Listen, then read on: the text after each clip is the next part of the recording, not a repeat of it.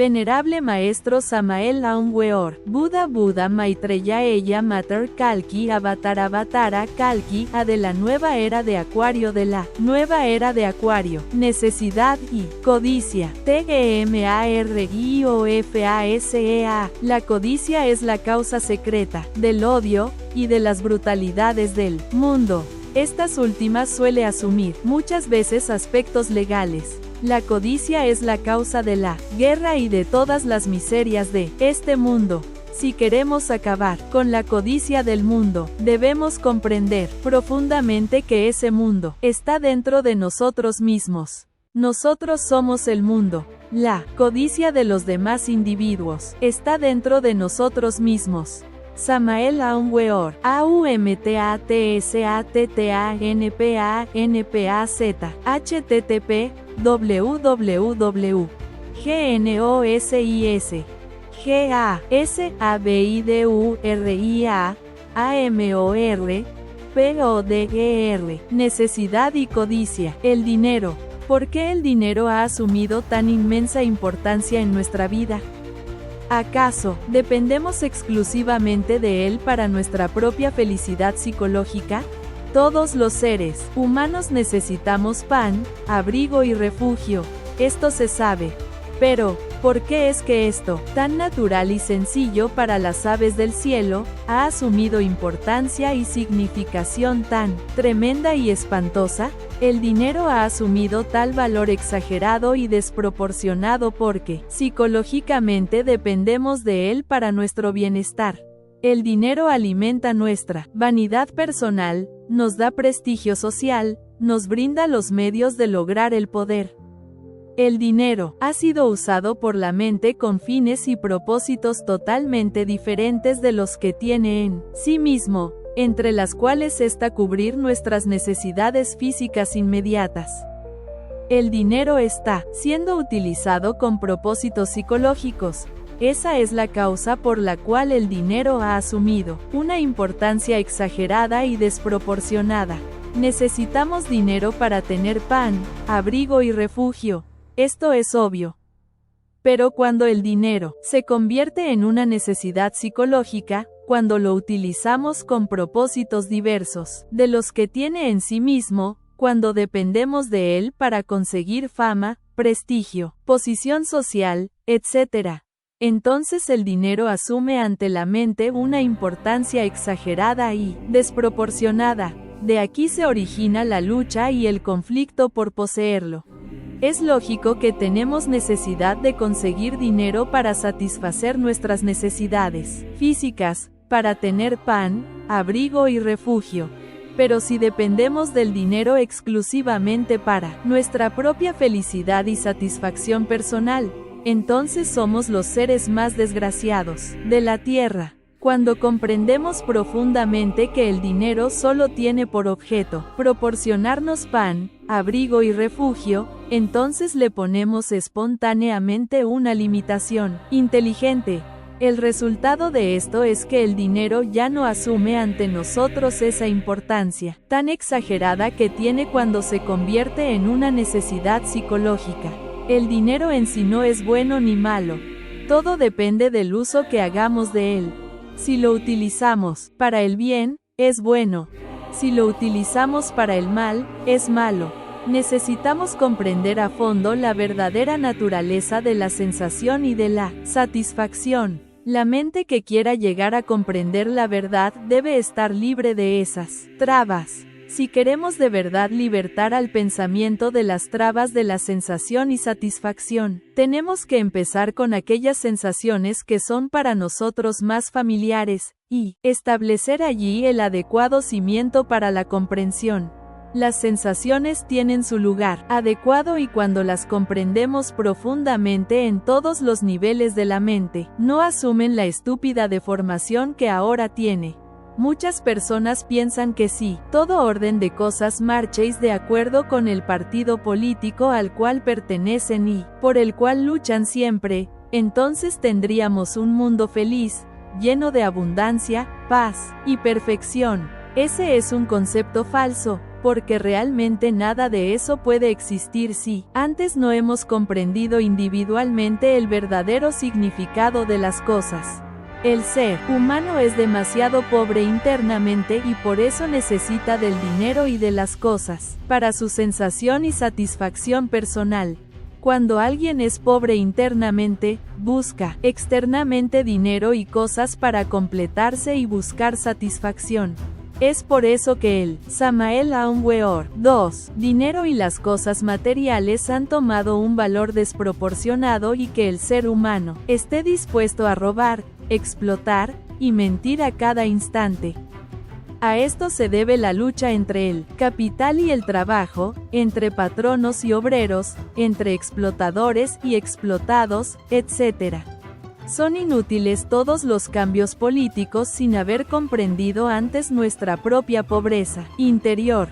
Pueden cambiarse una y otra vez los sistemas económicos, puede alterarse una y otra vez el sistema social, pero si no hemos comprendido profundamente la íntima naturaleza de nuestra pobreza interior, el individuo creará siempre nuevos medios y caminos de obtener satisfacción personal a costa de la paz de otros. Es urgente comprender profundamente la naturaleza íntima de mí mismo, si es que realmente queremos ser ricos internamente. Quien es rico internamente es incapaz de explotar al prójimo, es incapaz de robar y de mentir. Quien es rico internamente está libre de las trabas de la sensación y satisfacción personal. Quien es rico internamente ha hallado la felicidad. Necesitamos el dinero, es cierto, pero es necesario comprender profundamente nuestra justa relación con Ni el asceta, ni el avaro codicioso han comprendido jamás cuál es nuestra justa relación con el dinero. No es renunciando al dinero, ni codiciándolo, como podemos llegar a entender nuestra justa relación con Necesitamos comprensión para darnos cuenta inteligentemente de nuestras propias necesidades materiales sin depender desproporcionadamente del dinero. Cuando comprendemos nuestra justa relación con el dinero, termina de hecho el dolor del desprendimiento y el sufrimiento espantoso que nos produce la competencia. Debemos aprender a diferenciar entre nuestras necesidades físicas inmediatas y la dependencia psicológica de las cosas. La dependencia psicológica de las cosas crea la explotación y la esclavitud. Necesitamos dinero para cubrir nuestras necesidades físicas inmediatas. Desgraciadamente, la necesidad se transforma en codicia. El yo psicológico, percibiendo su propia vaciedad y miseria, suele darle al dinero y a las cosas un valor distinto al que tienen, un valor exagerado y absurdo. Así es como el yo quiere enriquecerse externamente ya que internamente es pobre y miserable. El yo quiere hacerse sentir, deslumbrar al prójimo con las cosas y el dinero. Hoy en día nuestra relación con el dinero se basa en la codicia. Alegamos siempre necesidad para justificar codicia. La codicia es la causa secreta del odio y de las brutalidades del mundo. Estas últimas suelen asumir muchas veces aspectos legales. La codicia es la causa de la guerra y de todas las miserias de este mundo. Si queremos acabar con la codicia del mundo, debemos comprender profundamente que ese mundo está dentro de nosotros mismos. Nosotros somos el mundo. La codicia de los demás individuos está dentro de nosotros mismos. Realmente todos los individuos viven dentro de nuestra propia conciencia. La codicia del mundo está dentro del individuo. Solo acabando con la codicia que llevamos dentro terminará la codicia en el mundo. Solo comprendiendo el proceso complejo de la codicia en todos los niveles de la mente, podemos llegar a experimentar la gran realidad. Practica. A-G-A-C-A-C. 3. Acuéstese usted en forma de estrella abriendo piernas y brazos a derecha e izquierda. Segundo. Concéntrese ahora en sus propias necesidades físicas inmediatas. Tercero. Medite y reflexione usted en cada una de esas necesidades. Cuarto. Adormesqueis tratando de descubrir por sí mismo dónde termina la necesidad y dónde comienza la codicia. Quinto, si su práctica de concentración y meditación interna es correcta, en visión interna, descubrirá cuáles son sus legítimas necesidades y cuál la codicia. Recuerde que solo comprendiendo profundamente la necesidad y la codicia podrá usted establecer cimientos verdaderos para el correcto proceso del pensar. Lección 5. La necesidad y la codicia. Introducción a la gnosis. V.M. Samael Aun Weor. La ambición tiene varias causas, y una de ellas es eso que se llama miedo. El humilde muchacho que en los parques de las lujosas ciudades limpia el calzado de los orgullosos caballeros, podría convertirse en ladrón si llegase a sentir miedo a la pobreza, miedo a sí mismo, miedo a su futuro. La humilde modista que trabaja en el fastuoso almacén del potentado, podría convertirse en ladrona o prostituta de la noche a la mañana si llegase a sentir miedo al futuro, miedo a la vida, miedo a la vejez, miedo a sí misma, etcétera, etcétera, etcétera. El elegante mesero del restaurante de lujo o gran hotel, podría convertirse en un gánster, en un asaltante de bancos o en un ladrón muy fino, si por desgracia llegase a sentir miedo de sí mismo, de su humilde posición de mesero, de su propio porvenir, etc. El insignificante insecto ambiciona ser elefante.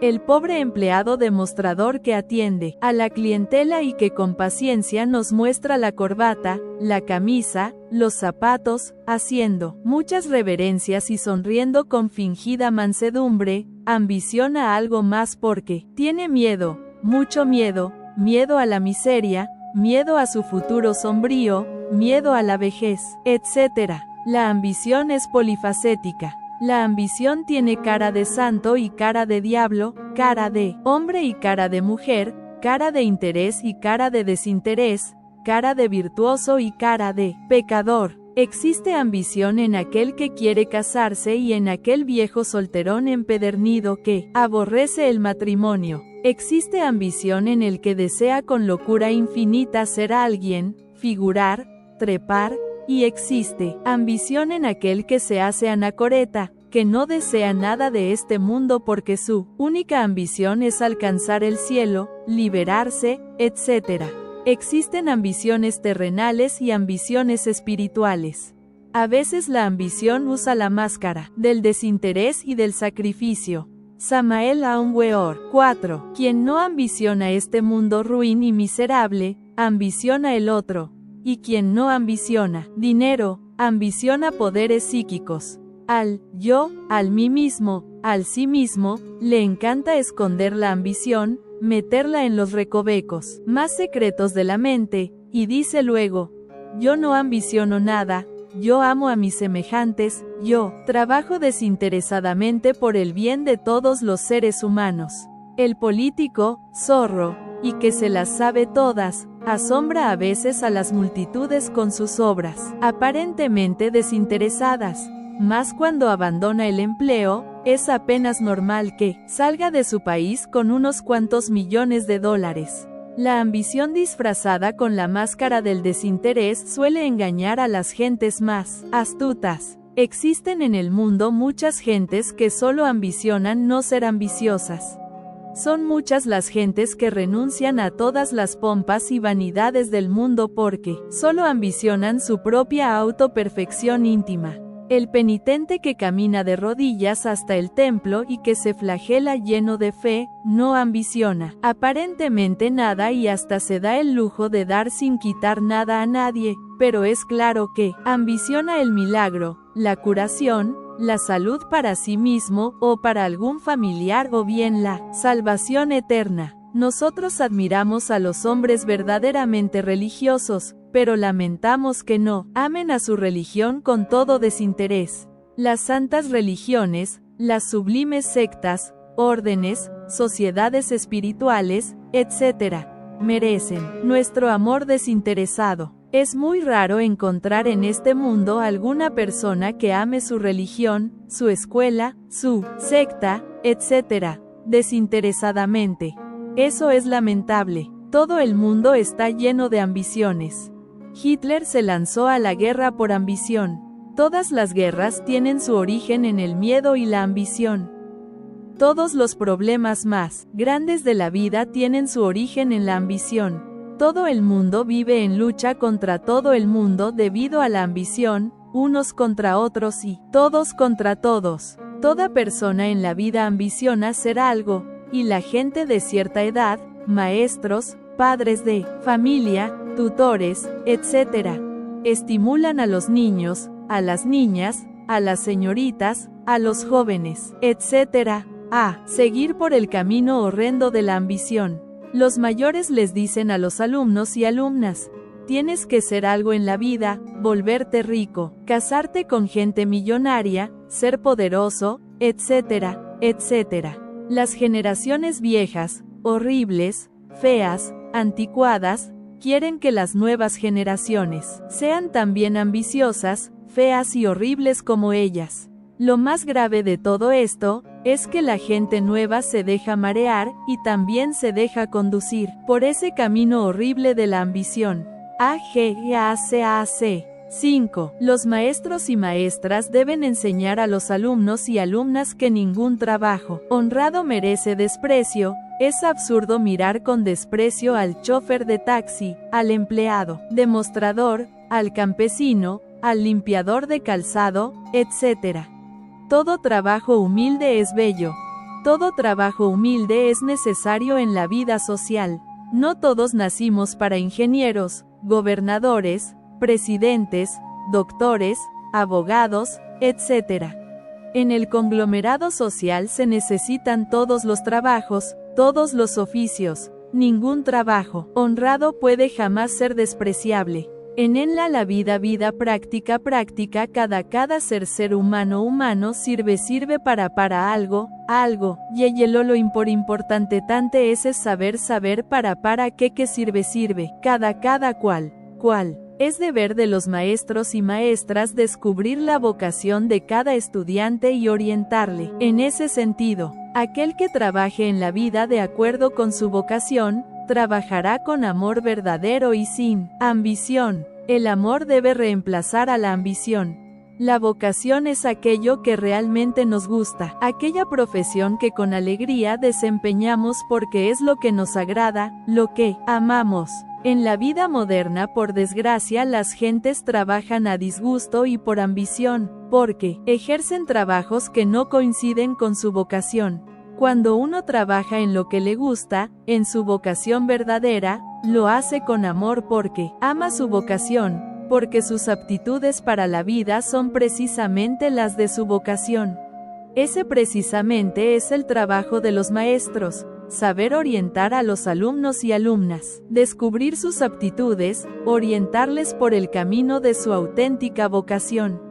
Capítulo 7. La ambición. Educación fundamental. VM Samael Aun Weor. Distinguidos amigos, vamos esta noche a estudiar conscientemente el cuarto círculo dantesco, ubicado en las infradimensiones naturales, bajo la región tridimensional de Euclides. Quienes hemos pasado por los diversos procesos esotéricos trascendentales en las dimensiones superiores, hemos podido verificar, por sí mismos y en forma directa, el crudo realismo del reino mineral sumergido solar. Incuestionablemente, en los infiernos solares del resplandeciente astro que da vida a todo este sistema solar de Ors, no vemos los grotescos espectáculos dantescos de los infiernos terrestres. Es obvio que en el reino mineral sumergido solar, existe la pureza mineral más perfecta. Samael Aun Weor. 6. Indubitablemente, en el radiante astro que es el corazón mismo de este gran sistema en el cual vivimos, nos movemos y tenemos nuestro ser, solo moran dichosos los espíritus solares. Como quiera que existen individuos sagrados y eternos, no es posible pensar en fracasos contundentes y definitivos, como los de nuestro mundo terráqueo. Resulta pues evidente el hecho concreto de que no existen moradores tenebrosos en las infradimensiones naturales del mundo solar. Otro caso, muy diferente, es el de las infradimensiones de nuestro planeta Tierra. Resulta patético, claro y manifiesto, para todo investigador esoterista, los estados involutivos del cuarto círculo, bajo la corteza geológica de nuestra Tierra. Como quiera que el Sol es la fuente de toda vida, y el agente maravilloso que sustenta toda existencia, de acuerdo con la ley del ETERNOTROGOAUTO egocrático cósmico común. Obviamente, la antítesis fatal y negativa de todo esto venimos a encontrarlo, realmente, en el aspecto antitético solar de la cuarta zona sumergida terrestre. En esa tenebrosa región, en esos infiernos atómicos de la naturaleza, encontramos dos tipos específicos de gentes involucionantes. Quiero referirme en forma enfática a los DERROCHADORES y a los avaros, dos clases de sujetos que no pueden reconciliarse entre sí jamás, y que una y otra vez se atacan en forma incesante. Analizando esta cuestión de fondo debemos aseverar, solemnemente, que es tan absurdo el despilfarro como la avaricia, dentro del proceso meramente trogo-autoegocrático cósmico común, debemos permanecer siempre fieles a la balanza. Es claro que la violación de la ley del equilibrio trae consecuencias kármicas dolorosas. En el terreno de la vida práctica podemos verificar, conscientemente, las desastrosas consecuencias que devienen de la violación de la ley de la balanza. El pródigo, el derrochador, aquel que malgasta su dinero, aunque en el fondo se sienta muy generoso, es indubitable que está violando la ley.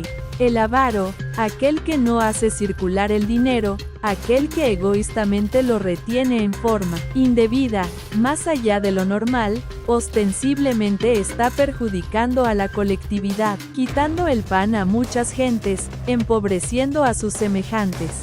Por tal motivo está violando la ley del equilibrio, la ley de la balanza. El derrochador, aunque aparentemente haga bien haciendo circular la moneda en forma intensiva, es lógico que produce desequilibrio, no solamente en sí mismo, sino también con el movimiento general de valores. Esto a la larga ocasiona tremendos perjuicios económicos a los pueblos. Pródigos y avaros se transforman en mendigos, y esto está comprobado. Es indispensable, es urgente cooperar con la ley del eterno trogo autoegocrático, cósmico común, no entorpecer el equilibrio económico, no dañarse a sí mismo, no perjudicar a los demás. AGACAC 7. Como quiera que muchos ignoran lo que es la ley del ETERNOTROGOAUTO, egocrático cósmico común, conviene aclarar lo siguiente. Esta gran ley se manifiesta como recíproca alimentación de todos los organismos. Si observamos cuidadosamente las entrañas de la Tierra, encontraremos el cobre como centro de gravedad de todos los procesos evolutivos e involutivos de la naturaleza. Si aplicamos la fuerza meramente positiva a dicho metal, veremos con la clarividencia objetiva desarrollos evolutivos extraordinarios. Si aplicamos la fuerza negativa, podremos evidenciar en forma directa impulsos involutivos, descendentes en todos los átomos de dicho metal. Si aplicamos la fuerza neutra, veremos procesos de estabilización atómica en tal metal. Muy interesante es, para los investigadores esoteristas, contemplar las radiaciones metálicas del cobre entre las entrañas vivientes del organismo planetario. Uno se asombra al ver cómo las emanaciones del mencionado metal animan a su vez a otros metales, a tiempo que como recompensa, se alimenta también con las emanaciones de los mismos. Hay pues intercambio de radiaciones entre los distintos metales que existen en el interior de la Tierra. Hay recíproca alimentación entre los metales, y lo que más asombra es el intercambio de radiaciones entre los metales que existen en el interior de la Tierra y aquellos que subyacen dentro del reino mineral sumergido, en otros mundos del sistema solar. He ahí la ley del ETERNOTROGOAUT egocrático cósmico común en plena manifestación. Esta gran ley permite la convivencia entre los mundos. Esta alimentación recíproca entre los planetas, este intercambio de substancias planetarias, deviene originando el equilibrio de los mundos alrededor de sus centros gravitacionales. Con otras palabras diremos lo siguiente: existe recíproca alimentación entre las plantas, entre los minerales, entre el organismo de toda especie, etcétera, etcétera, etcétera. Los procesos económicos y humanos, las fluctuaciones de la moneda, el debe y el haber financiero, el intercambio de mercancías y monedas, la economía particular de cada cual, lo que cada uno recibe y gasta, etcétera, etcétera, etcétera, pertenece también a la gran ley del eterno, TROGOAUT o egocrático. Es claro, repetimos, es evidente que, en nuestro sistema solar, el radiante astro que nos ilumina, es de hecho el administrador de esta suprema ley cósmica. No sería posible el funcionalismo de tal ley violando todo equilibrio. Ahora podemos explicarnos, claramente, el motivo fundamental por el cual pródigos y avaros alteran la balanza de pagos y ocasionan funestas consecuencias en el equilibrio cósmico y humano. Quienes violan la ley, en alguna forma deben recibir su merecido. No es pues extraño encontrar en la antítesis solar, en el cuarto círculo dantesco, a los pródigos y a los avaros.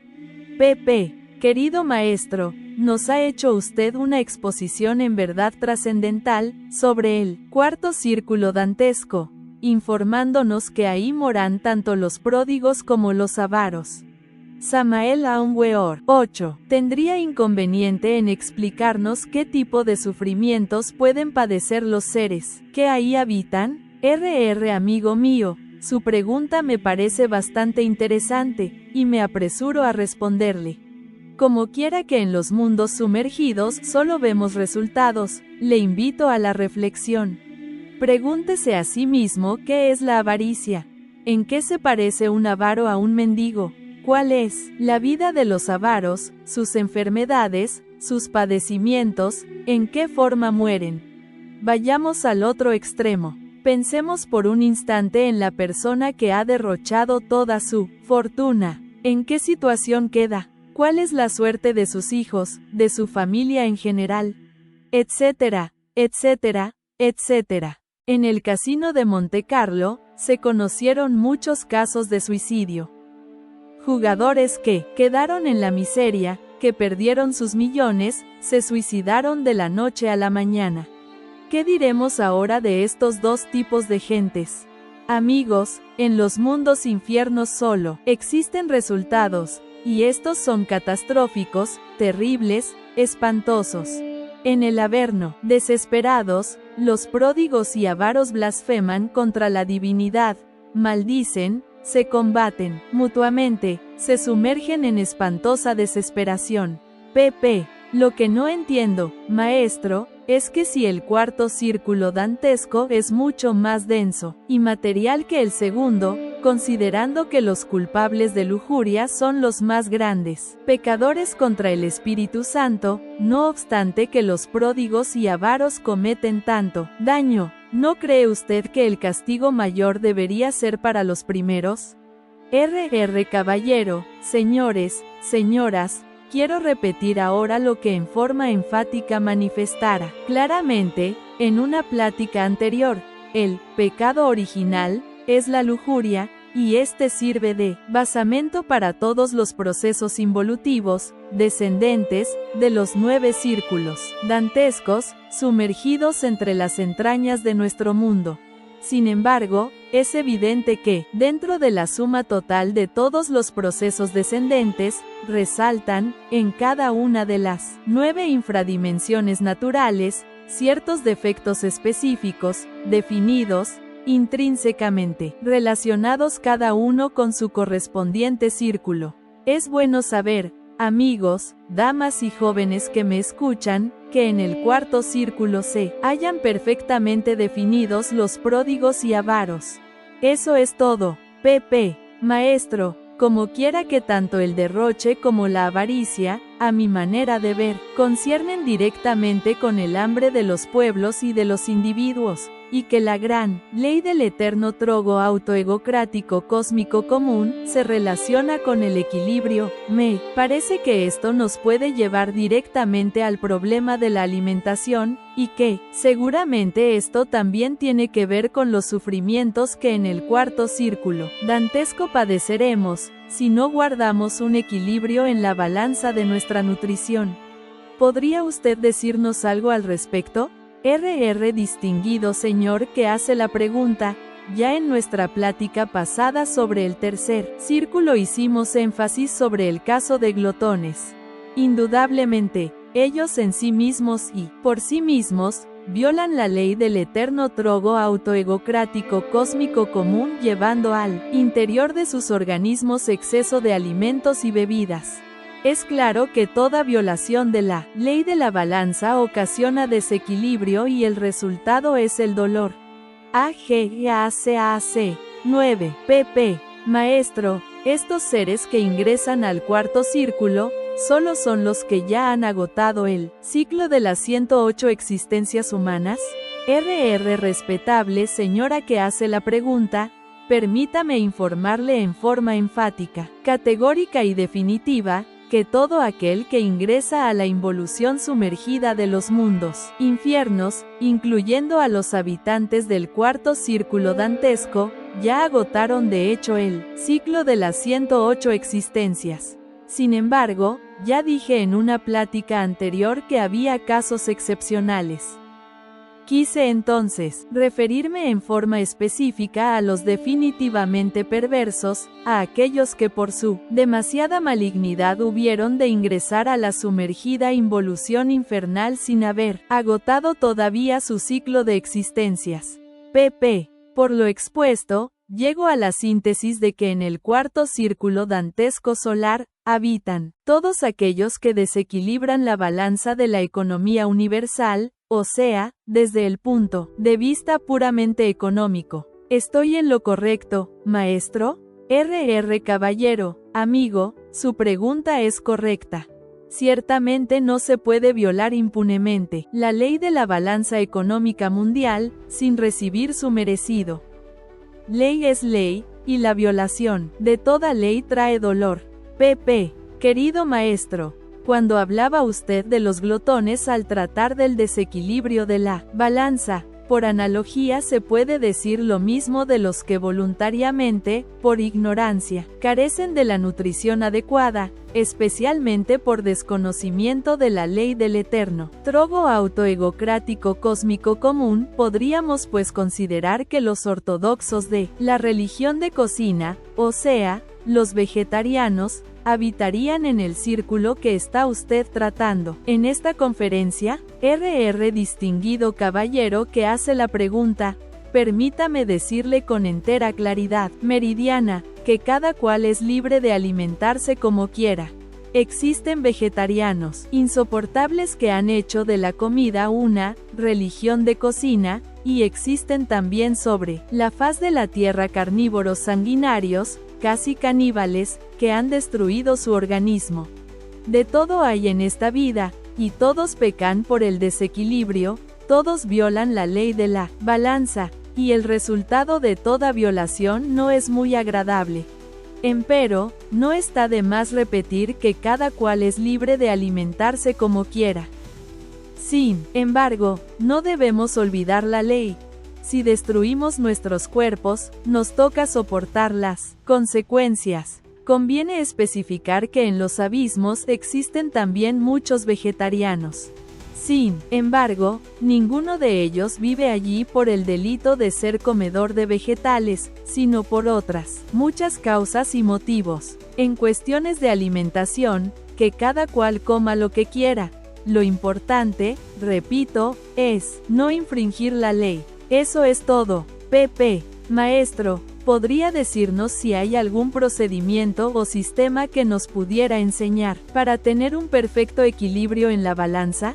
Samael Aun Weor. 10. Distinguida dama, es bueno que usted entienda que su mónada interior, su chispa inmortal, su Padre que está en secreto, como dijera el Evangelio crístico, es el eterno regulador del proceso TROGOAUT o ego-crático cósmico común. Él tiene poder para darnos y poder para quitarnos. Si nosotros actuamos de acuerdo con la ley, si vivimos en armonía con el infinito, si aprendemos a obedecer al Padre que está en secreto, así en los cielos como en la tierra, jamás nos faltará el pan de cada día. Recuerde usted la magnífica oración del Padre Nuestro, medite profundamente en esto, escuche. Pp. Maestro, ¿cómo podemos hacer la voluntad del Padre si estamos dormidos, si no le podemos ver ni escuchar? Señora, señores, amigos, la ley está escrita. Recuerde el decálogo de Moisés. No infrinjáis los mandamientos escritos, vividlos, respetadlos. Si cada uno de los aquí presentes, si toda persona de buena voluntad se propone vivir de acuerdo con la ley y los profetas, hará la voluntad del Padre, tanto en los cielos como en la tierra. Un día llegará en que el devoto del real camino despierte conciencia. Entonces podrá ver al Padre y recibir sus órdenes directas, y obedecerlas conscientemente. Primero hay que respetar la ley escrita, y después conoceremos los mandamientos del bendito Pp. Maestro, ¿qué puede decirnos sobre la materialidad y las leyes que gobiernan al cuarto círculo dantesco solar? Respetable caballero, amigos, oídme bien. El cuarto círculo dantesco está constituido por átomos muchísimo más densos que aquellos que vienen a dar forma y estructura a los tres círculos anteriores. Es evidente que cada átomo del cuarto círculo tenebroso lleva en su vientre 384 átomos del absoluto. Este tipo específico de átomos dan, a la cuarta región sumergida, un aspecto terriblemente grosero y material, inmensamente más pesado y doloroso que aquel que se vive y se respira en los tres círculos anteriores. Sin embargo, no es de extrañarse uno el ver ahí, en aquellas regiones, tiendas, almacenes, de todo tipo, mercaderías, carros, cosas de toda especie, que al fin y al cabo, no son más que simples formas mentales groseras, cristalizadas, por las mentes de los difuntos. Todavía recuerdo un caso muy curioso. Una noche de esas tantas, metido con mi cuerpo astral dentro de esa tenebrosa región del Tártarus, ante el mostrador de un lujoso almacén, mera forma mental de un comerciante sumergido, Hugh de llamar a Bael.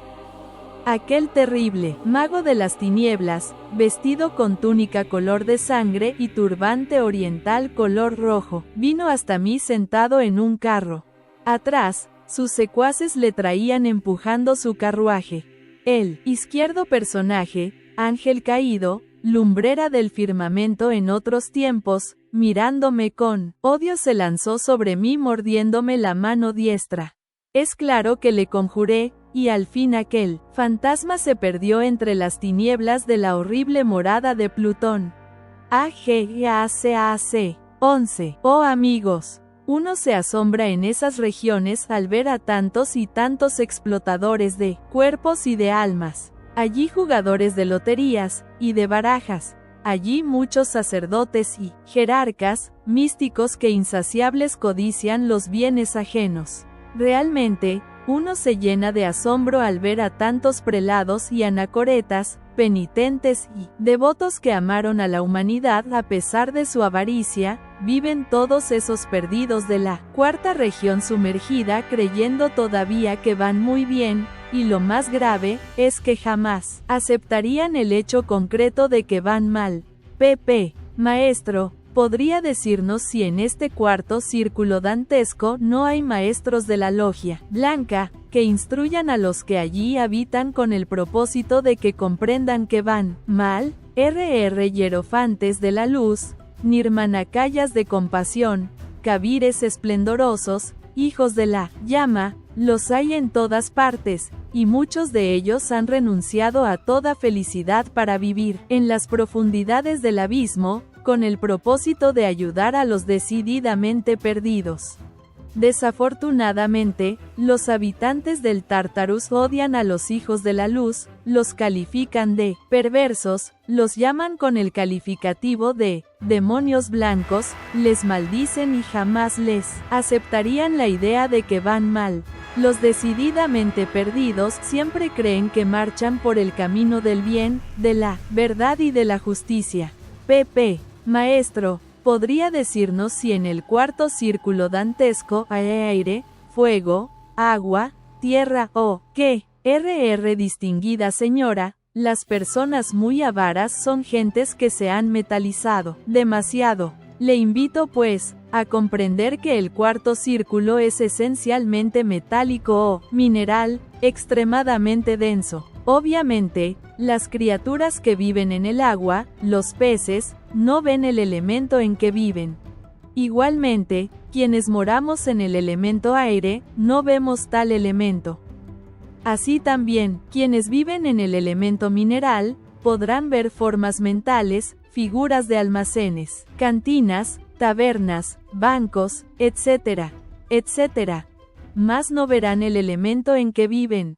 Este será, para ellos, tan transparente como el aire. ¿Qué diremos ahora del elemento agua?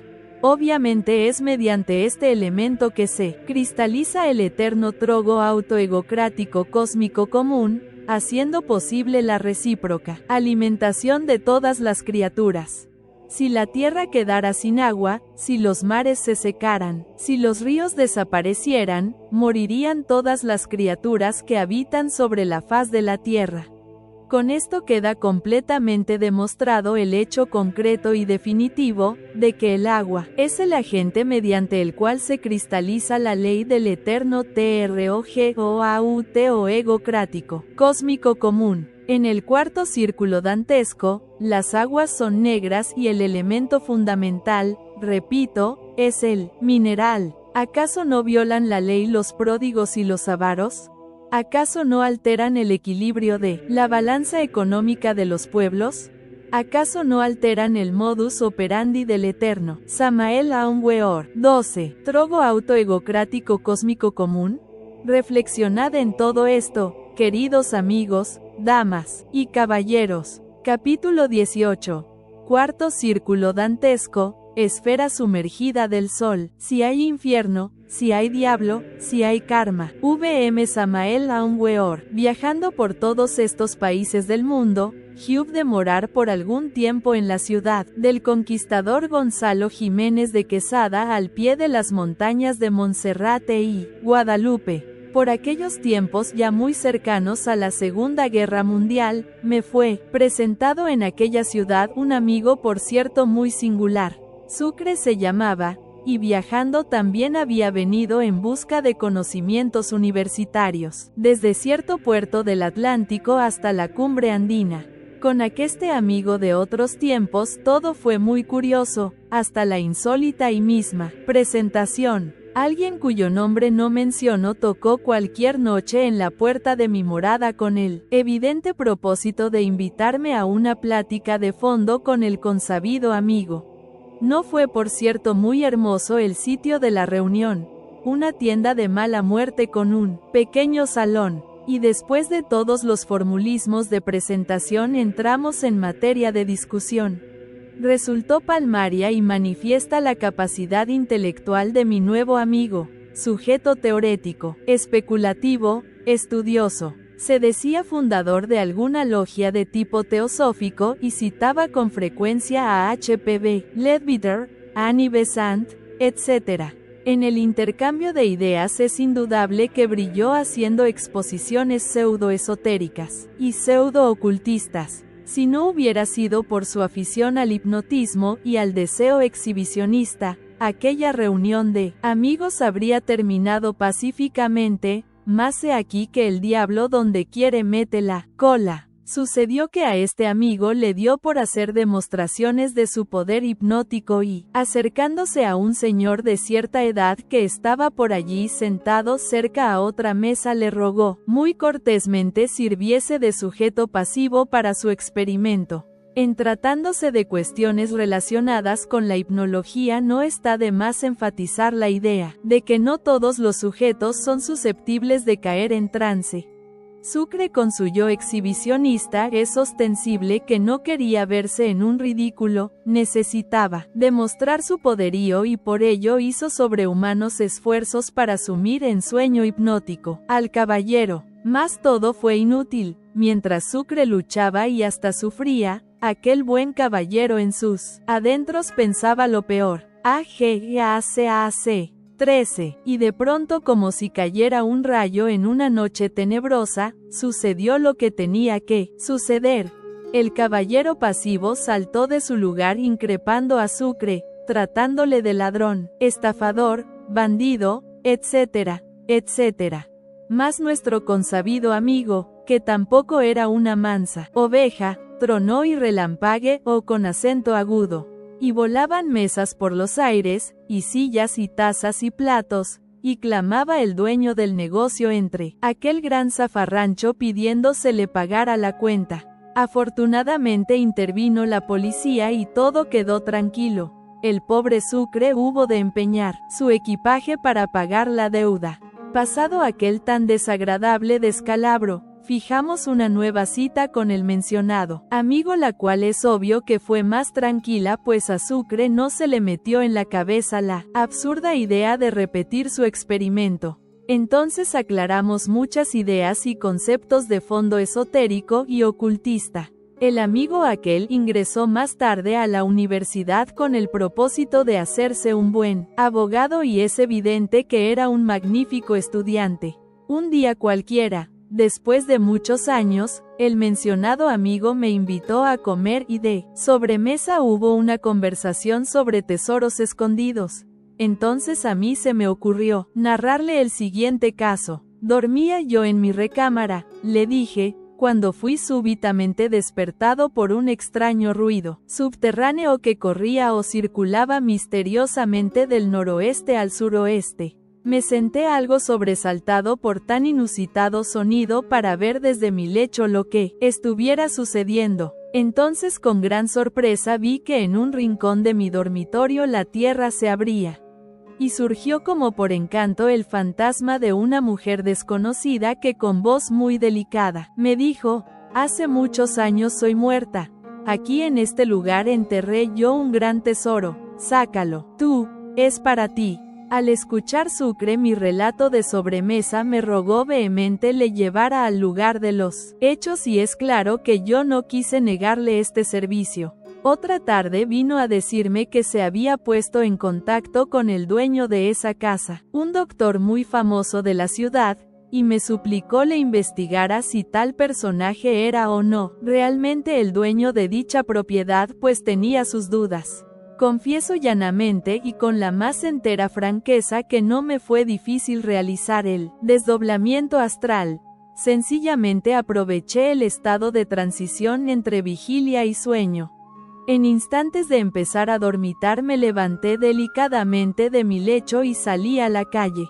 Es ostensible que el cuerpo físico quedó dormido en la cama. Así se realizó el desdoblamiento del eidolon con pleno éxito. Todavía recuerdo fielmente aquel notable experimento psíquico. Samael Aun Weor. 14. Volando, flotando en el ambiente astral del planeta Tierra, anduve por varias calles buscando el consultorio médico del doctor.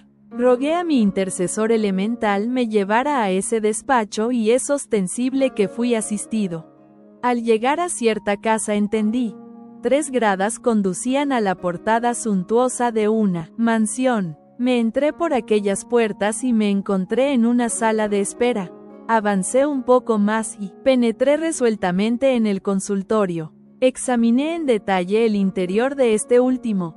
Vi una mesa y sobre ella una máquina de escribir, y algunas otras cosas. Una ventana permitía ver un patio de la residencia. El doctor estaba sentado y en su aura pude ver la consabida propiedad. Regresé a mi cuerpo físico muy satisfecho con el experimento. El eidolon ciertamente es extraordinario. Muy de mañana vino mi amigo a conocer el resultado de mi experimento psíquico. Yo le narré detalladamente todo lo que había visto y oído. Entonces vi asombro en el rostro de Sucre. Él conocía tal consultorio y los datos que le daba resultaban exactos. Lo que sucedió después es fácil adivinarlo. Sucre no solo logró que aquel médico le alquilara la casa, sino que además, y esto es lo más curioso, lo hizo su socio. Por aquellos días resolví alejarme de aquella ciudad a pesar de los ruegos de aquel amigo, quien insistía en que yo cancelara mi viaje. Cuando regresé más tarde, después de algunos años a aquel lugar, ya todo había cambiado. La casa aquella había desaparecido. Entonces me encontré en un terreno árido, horrible, pedregoso, espantosamente aburridor. Y vi instalaciones de alta tensión eléctrica y motores de doble bomba y máquinas de toda especie y trabajadores bien pagados, etcétera, etcétera, etcétera. Sucre viviendo allí mismo dentro de un cuarto que parecía más bien una trinchera en un campo de batalla, entraba, salía, daba órdenes imperantes a los trabajadores, etcétera, etcétera, etcétera. Aquel cuarto estaba protegido con gigantescas rocas y en sus muros se veían muchas ventanillas pequeñas que podían abrirse o cerrarse a voluntad. Por aquellos postigos vigilaba Sucre lo que pasara a su alrededor. Tales mirillas le eran, dizque, muy útiles. De cuando en cuando al menor ruido exterior empuñaba su pistola o su fusil y entonces, aquellas aberturas veíanse desde afuera ya abriéndose o cerrándose o asomándose a través de ellas las bocas de fusiles o pistolas. Así estaban las cosas cuando yo volví. Entonces mi amigo me explicó que aquel tesoro era muy codiciado, que se trataba del famoso becerro de oro que tanto había inquietado a AGACAC 15 muchas gentes de la comarca y que por lo tanto estaba rodeado de mortales enemigos, codiciosos que habían intentado asesinarle. Válgame Dios y Santa María, me dije a mí mismo. En mala hora fui yo a contarle a este amigo la visión esta del tesoro. Mejor hubiera sido haberme callado el pico. Otro día lleno de optimismo me confesó que ciertamente a 12 metros de profundidad había encontrado un muñeco de barro cocido y que dentro de la hueca cabeza del mequetrefe halló un pergamino en el cual estaba trazado todo el plano del tesoro. En el laboratorio del doctor fue cuidadosamente sacado tal pergamino de entre la cabeza del fantoche, pues con el tiempo y la humedad se había pegado demasiado. De acuerdo con el plano existían a 12 metros de profundidad 4 depósitos situados, uno al este, otro al oeste, un tercero en el norte y el último hacia el sur. Tal plano daba señales y datos precisos y al final tenía una sentencia firmada con iniciales de nombre y apellido. Quien encuentre mi tesoro que enterré en pozos hondos, será perseguido por la iglesia del patrono y antes de 20 días que no sepan que sacó las ganancias que enterré para yo. Por esos días ya la Segunda Guerra estaba muy avanzada. Hitler había invadido a muchos países europeos y se preparaba para atacar a Rusia. Mi amigo era germanófilo 100% y creía muy seriamente en el triunfo de Hitler. Es claro pues que influenciado por las tácticas políticas de Hitler que hoy firmaba un tratado de paz con cualquier país y al otro día le atacaba, no quiso trabajar de acuerdo con las indicaciones del plano. Sucre se dijo a sí mismo, tales indicaciones son un despiste. El tesoro está muchos metros bajo el muñeco. Los citados 4 depósitos no me interesan. Así pues, abandonó las indicaciones y se fue a fondo. Cuando me asomé al hueco aquel, solo vi un precipicio, negro, profundo, espantoso. Amigo Sucre, le dije, usted ha cometido un error muy grave, ha dejado el tesoro arriba, en los 4 depósitos y se ha ido al fondo. Nadie entierra un tesoro a tanta profundidad. Es ostensible que tales palabras por mí pronunciadas llevaban la fragancia de la sinceridad, y el perfume de la cortesía. Empero, debemos hablar sin ambajes para hacer énfasis en el yo de la codicia. Incuestionablemente este último resaltaba exorbitante en mi amigo combinándose con la astucia, la desconfianza y la violencia. De ninguna manera fue para mí algo insólito el que Sucre entonces tronara y relampagueara, vociferando y hasta endilgándome cosas en las cuales jamás había pensado. Pobre Sucre, me amenazó de muerte, creyó por un instante que yo, dizque, estaba muy de acuerdo con sus consabidos enemigos, tal vez con el propósito de robarle el tesoro. Samael Aun Weor, 16. Después de todo y viendo mi espantosa serenidad me invitó a su refugio de trinchera, a tomar café, antes de alejarme definitivamente de aquella hispánica ciudad en otros tiempos conocida como Nueva Granada. Hízome aquel amigo otra petición. Me suplicó de todo corazón, estudiara con el eidolón su trabajo subterráneo. Yo también quería hacer una exploración astral en aquella hondura, y por ello accedí a su petición. Y sucedió que en una noche exquisita de plenilunio me acosté muy tranquilo en decúbito, dorsal, boca arriba, y con el cuerpo bien relajado. Sin preocupación alguna me propuse vigilar, espiar, mi propio sueño. Quería utilizar para mi salida astral aquel estado de transición existente entre vigilia y letargo. Cuando comenzó el proceso de ensoñación, cuando empezaron a surgir las imágenes propias del sueño, delicadamente y como sintiéndome espíritu, hice un esfuerzo para eliminar la pereza y entonces me levanté de la cama. Salí de mi recámara como si fuese un fantasma, caminando delicadamente y luego abandoné la casa. Por las calles de la ciudad flotaba deliciosamente lleno de una exquisita voluptuosidad espiritual. No me fue difícil orientarme. Pronto estuve en el lugar de los acontecimientos, en el terreno de los hechos, ante aquel hueco negro y horrible que ya tenía más de 70 metros de profundidad. Un viejito enano, un pigmeo, un gnomo de respetable barba blanca me contempló inocente. Flotando en la atmósfera descendí suavemente hasta el fondo acuoso del nefasto hoyo de codicias. En tocando con mis pies sidéreos el limo de la tierra húmeda y sombría, hice con agrado un esfuerzo más y penetré en el interior de esta bajo el fondo mismo del pozo. Cuán suavemente descendía con el eidolón bajo el asiento negro de tal antro del que manara mucha agua. Examinando detalladamente cada roca de granito sumergida bajo las aguas caóticas, me adentré muy profundamente bajo aquel subsuelo.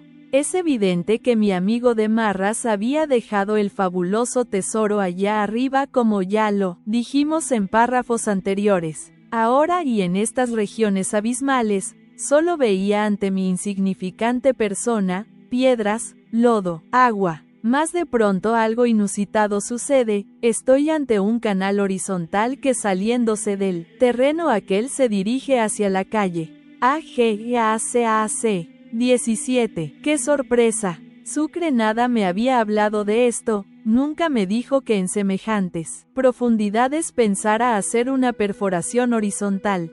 Serenamente me deslicé con el eidolón por entre el sobredicho canal inundado por las aguas, avancé un poco más, y luego salí a la superficie por el lado de la calle. Concluida la exploración astral regresé a mi cuerpo físico. La investigación obviamente fue maravillosa. Más tarde, cuando comuniqué todo esto a mi amigo, le vi muy triste. Este hombre sufría lo indecible, quería oro, esmeraldas, riquezas, La codicia se lo estaba tragando vivo. Empero se justificaba diciendo que todo ese tesoro lo necesitaba para hacer una revolución proletaria, dizque necesitaba invertir esos dineros en armamentos, etc. Cuán horrible es la codicia. En tal lugar solo reinaba el miedo, la desconfianza, el revólver, el fusil, el espionaje, la astucia, los pensamientos de asesinato, las ansias de mandar, imperar, subir al tope de la escalera, hacerse sentir, etc.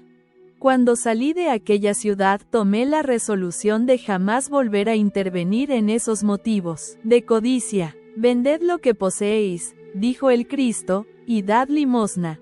Haceos bolsas que no se envejezcan, tesoro en los cielos que no se agote, donde ladrón no llega ni polilla destruye. Porque donde está vuestro tesoro, allí estará también vuestro corazón. Capítulo 20. La codicia. El misterio del áureo florecer. VM Samael Aun Weor. Samael Aun Weor. 18.